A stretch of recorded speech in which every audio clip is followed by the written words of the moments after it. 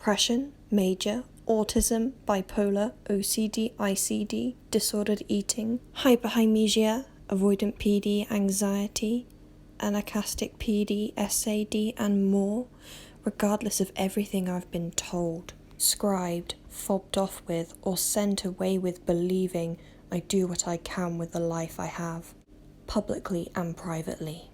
For example, I keep pushing my doctor for bipolar and autism.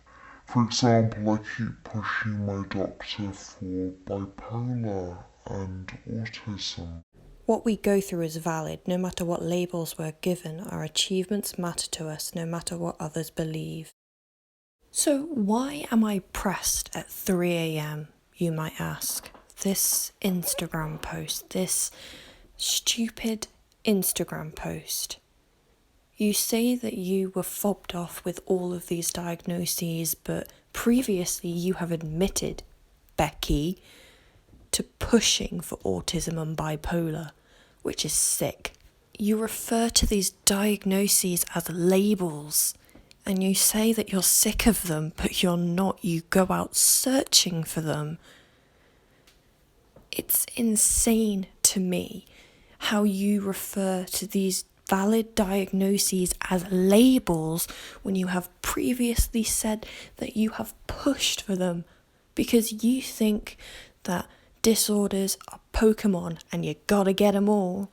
You do know that the DSM is not the Pokédex, right?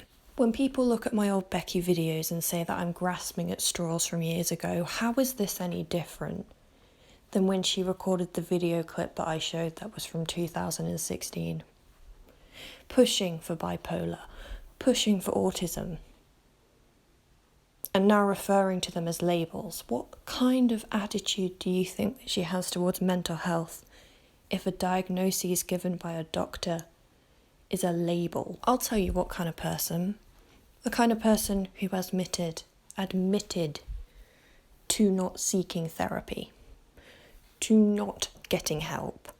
She wants the label, but she doesn't want the struggle that comes along with the label. And people keep asking me, why Becky? Why Becky? Why the fuck not Becky is the question I ask. More than 10 years on this platform, and she has not changed. Mental illness diagnoses that are there to evaluate issues and to help a person know what type of help they need are labels, things to be collected. Badges of suffering. I am genuinely so pressed that I do not give a fuck about swearing in this video and getting demonetized, because this is a person who has acted in so many ways to be the most toxic mental health advocate out there. You know, people asked me about that 50-minute video that I made on her. Why was it 50 minutes? It's going so overboard. 50 minutes?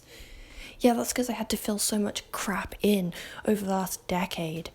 That 50-minute video, I had, 5 topics, 6 topics? Averages around 10 minutes per topic. There was so much. So they look at the number, and because she's got this little sweet girl persona, it looks like I'm going overboard. And you know what they're going to say now? It's just a turn of phrase. Labels don't matter. She's trying to say something nice. No, she's saying what she thinks. What kind of person goes out to be diagnosed for bipolar and autism but won't go to therapy for it?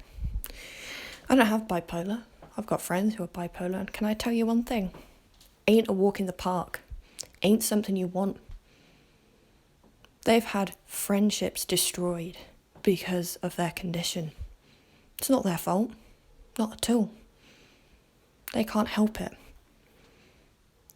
I understood because of my background. I stuck by them. I encouraged them to get help. And of course, they are individuals.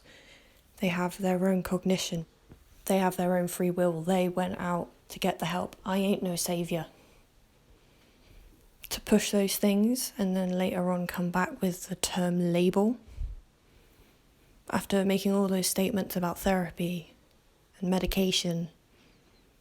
Sure. So, you pushed for these diagnoses. When it didn't fit the bill, you say that the doctor forced it upon you. I don't think you were ever formally diagnosed with either of those two things you were pushing for, my love. So when you can't get the medical diagnosis you were so sure that you had because you love to self-diagnose, we've established that, you diminish it. It's a label. I don't have it, it's not a disorder. It's just a label. Notice how on that list trichotillomania isn't there. Yeah, she mentions OCD, and trichotillomania is an OCD-derived illness.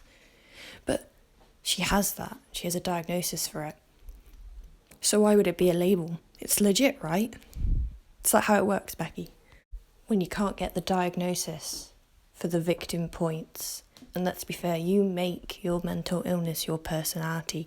When you can't add to that, it's just a label. It doesn't really matter. I know you have anxiety and depression, but you can throw those two things out there. People can relate to that. But you're special. You're special with your diagnoses. All the others that you have conjured up in your brain but haven't managed to actually get an official diagnosis for, just a label.